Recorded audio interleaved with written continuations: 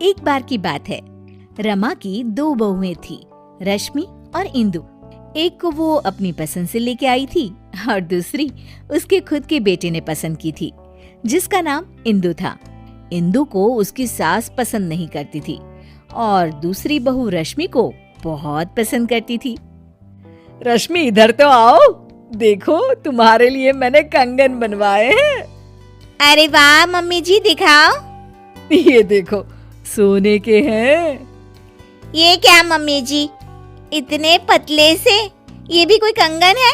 हमारे मायके में तो ऐसे कंगन नौकरानी भी नहीं पहनती। अरे तू चिंता क्यों करती है, अगली बार इससे भी महंगे कंगन बनवाऊंगी तेरे लिए। अभी के लिए तो रख ले बेटा। चलो ठीक है, आप कह रही हैं तो। मम्मी जी, मेरे लिए आप कुछ नहीं लाई? हाँ ये लो। इंदु बहुत खुशी खुशी बॉक्स खोलती है तो देखती है कि एकदम सिंपल सी लाल रंग की चूड़ियां होती है। इंदु सब कुछ देख रही होती है, उसे बिल्कुल भी अच्छा नहीं लगता, पर इससे इंदु की सास को कोई भी फर्क नहीं पड़ता। वो तो हमेशा उससे बुरा ही बर्ताव करती थी। इंदु, ये खाना कैसा बनाया है? क्या हुआ मम्मी जी? अरे इसमें तो नमक ही नहीं है। नमक आपको मना है ना मम्मी जी, आपका बीपी बढ़ा हुआ था इसलिए।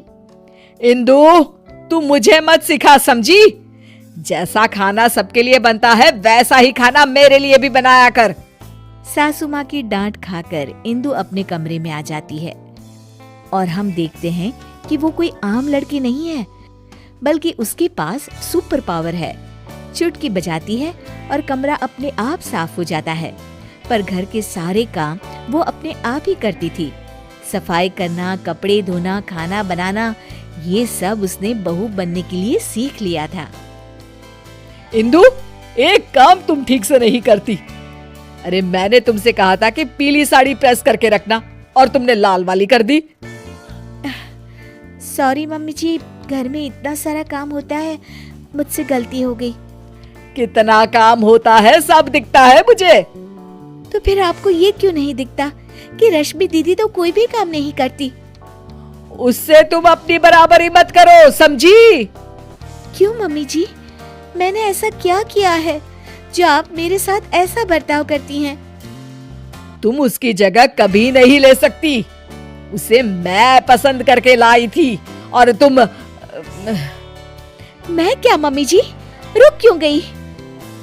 तभी वहाँ रश्मि आ जाती है। तुम तो अनाथ थी, समझी? वो तो आकाश भैया पता नहीं कहाँ से तुम्हें पसंद करके लाए और हमारे ऊपर थोप दिया। इंदु को ये सब सुनकर बहुत बुरा लगता है और वो अपने कमरे में चली जाती है, फूट फूट कर रोने लगती है। इतने में अचानक उसकी माँ की रूह उसके सामने आ जाती है। इंदु, उठो बेटा। माँ, ये लोग मुझे बहुत बुरा भला कहते हैं। कोई बात नहीं बेटा, तुम आकाश से बहुत प्यार करती हो, इसीलिए तो इंसानों की दुनिया में रह रही हो। मैं तो तुमसे हमेशा से कहती आई हूँ कि चलो यहाँ से अपनी दुनिया में। हाँ माँ, पर अब मुझसे बर्दाश्त नहीं होता। तो चलो मेरे साथ वापस हमारी अपनी दुनिया में इंदु। हाँ माँ, मैं आपके साथ ही जाना चाहती हूँ। तुमने सच में मन बना लिया है ना बेटा? हाँ माँ, मैं आपके साथ ही जाऊंगी। इंदु अपनी माँ के साथ वापस जा ही रही होती है कि तभी उसे कुछ बुरा होने का एहसास होता है। एक मिनट माँ, मुझे लग रहा है कि कुछ बुरा होने वाला है। इंदु भागते भागते बाहर आती है तो देखती है कि सासू माँ सीढ़ियों से उतर रही होती है और उनका पैर फिसलने ही वाला होता है। तभी इंदु बहुत तेज भागती है और आके सासू माँ को बचा लेती है, पर इसमें इंदु को चोट लग जाती है। मम्मी जी, आप ठीक तो है ना? आपको चोट तो नहीं आई मम्मी जी? इंदु की ये बात सुनकर सासू माँ को एहसास होता है कि इंदु कितनी अच्छी है और उनका कितना ख्याल रखती है। खुद जख्मी होते हुए भी वो सास की परवाह कर रही है।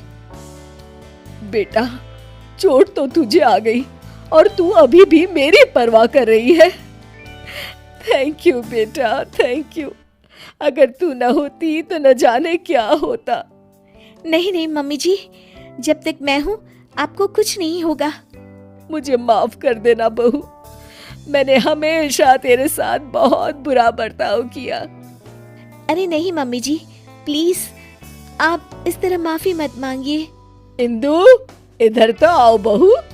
जी मम्मी जी। ये लो तुम्हारे लिए। ये क्या है मम्मी जी? इंदु बॉक्स खोलती है तो उसमें सोने के कंगन होते हैं।